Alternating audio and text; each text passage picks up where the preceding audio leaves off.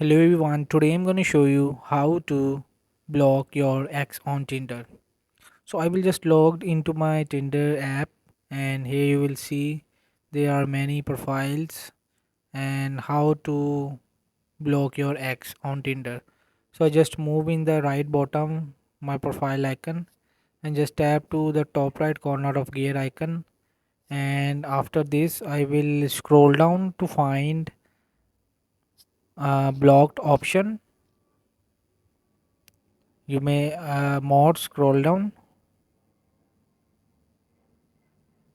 So after finding blocked contacts, just tab it.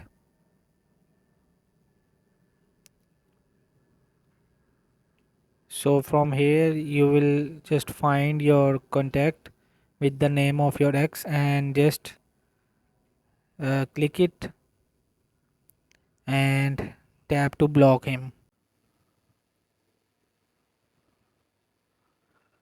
So just tab it any contact and just block one contact, and it successfully blocked the contact which you have selected. So hope this video helped you. Please don't forget to like and subscribe and get notified for more videos.